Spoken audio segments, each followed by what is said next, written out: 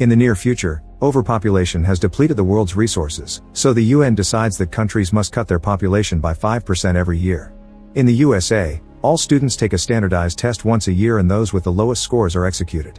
The test is called the 10 to 241, but people have nicknamed it the thinning. In Texas, students are studying for the test, which will start in 18 hours. High schooler Lena is mentoring Simon while her younger siblings play behind them.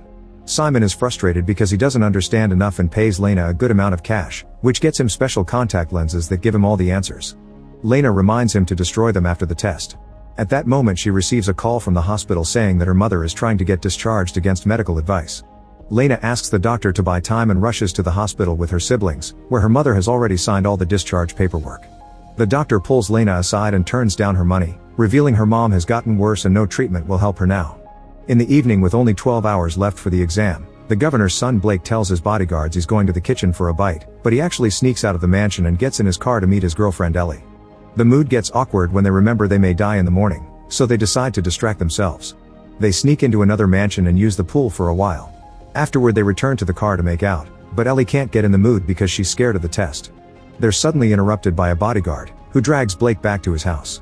Governor Dean scolds Blake for wasting his time the night before the test, pointing out he should be studying now so he can have fun later. He thinks Ellie is a distraction that Blake can't afford until he graduates next year, but Blake doesn't look convinced. Dean gives him a hug anyway. 3 hours before the test, guards in black surround the school with fences, barbed wire, and cameras. They also patrol the perimeter to make sure nobody runs away. Simon arrives early and another student accidentally bumps into him, causing him to drop his contact lenses. He tries to find them, however a guard tells him to keep moving. As the students arrive, they share a sad goodbye with their parents, then the guards check their bags and scan their bodies to prevent any cheating tricks. Blake approaches Lena and asks to buy the special lenses, but Lena tells her she already sold the last ones. At that moment a guard finds a student with invisible answers painted on his arm and the boy immediately runs away. This is the first time someone makes it past the guards, so Lena's friend Kellen hacks his father's account to access the street security footage, watching how the guards surround the guy and catch him with a net. Then Kellen makes a copy and sends it to a reporter. Once everyone is inside, the guards put the school under lockdown. Then the students go to their respective classrooms and Miss Birch tries to be as comforting and encouraging as possible, telling them there's always a chance.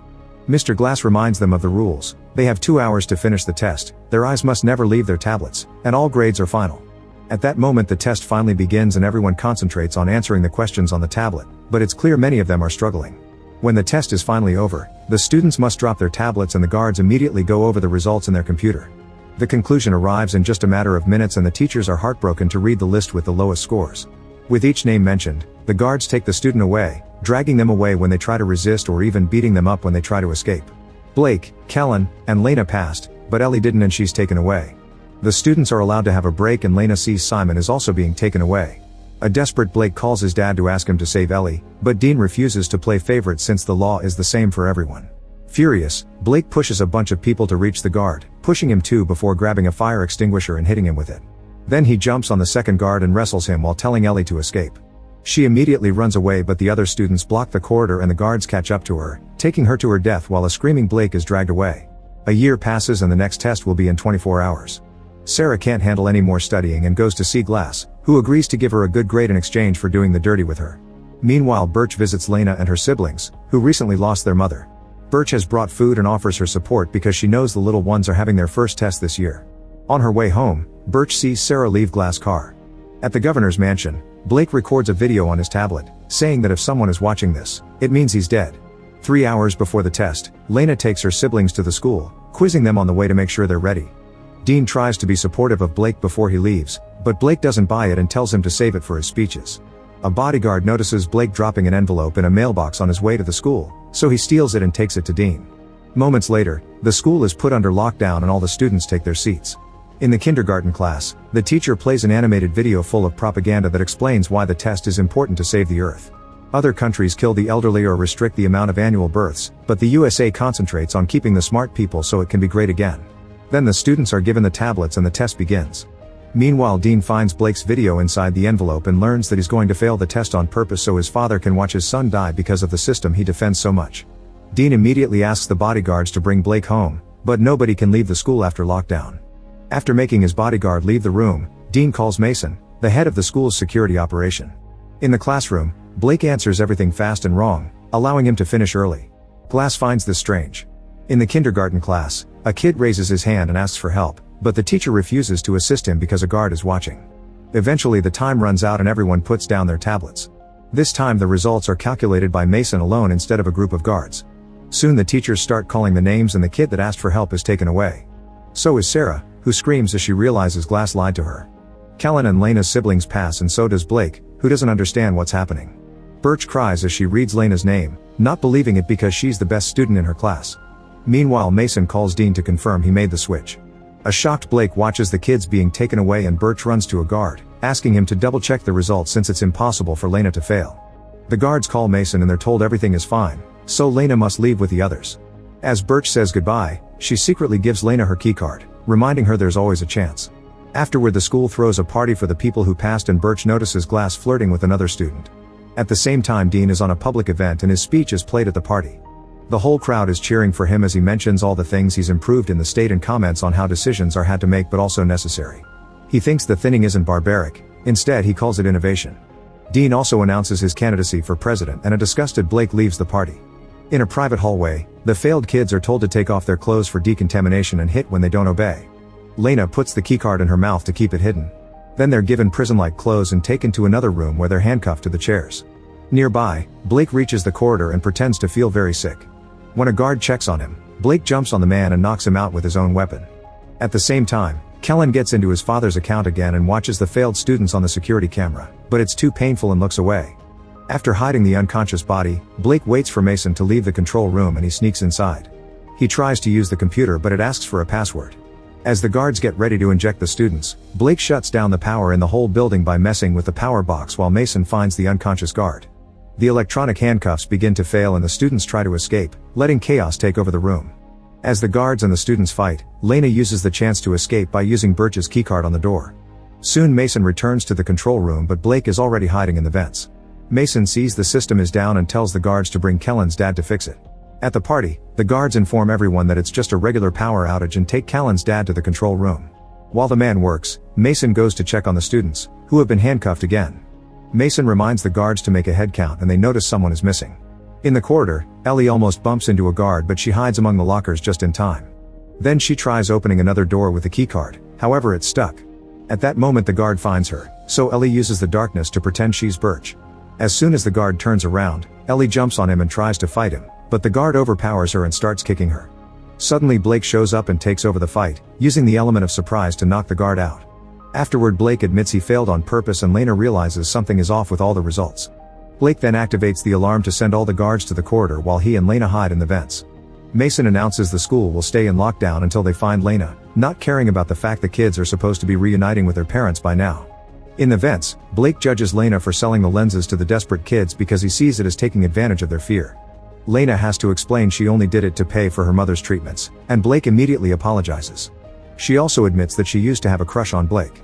At the governor's home, a reporter asks Dean about the prolonged shutdown at the school, which Dean didn't know about. He pretends everything is under control and after the interview he checks the news to discover Kellen's reporter friend is outside the school. She's covering the crisis and interviewing parents who are worried about their kid's fate. Meanwhile Mason makes all the teachers prove they still have their keycards. When he's about to check Birch, he's interrupted by a call from Dean, who furiously yells at him to solve the problem quickly. Back to Blake and Lena, they continue to move through the vents when suddenly the surface breaks and Blake falls through, landing in the pool.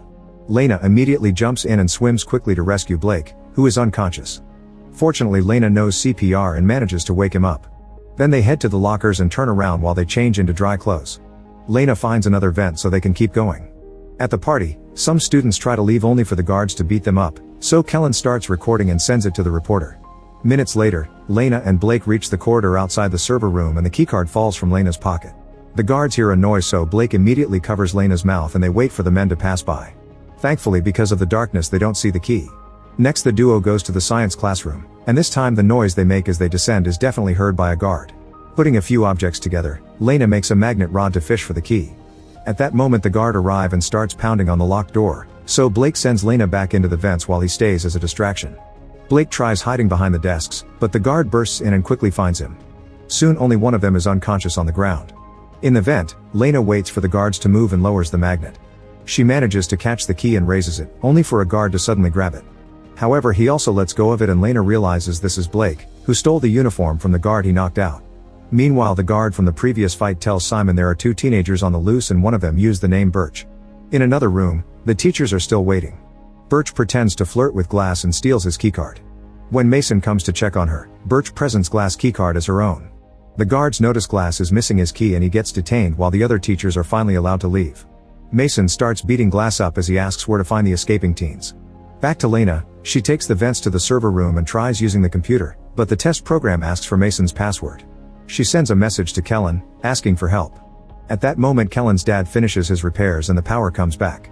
Kellen gets Wi-Fi and receives Lena's message, so he replies with a video of Mason using his password earlier.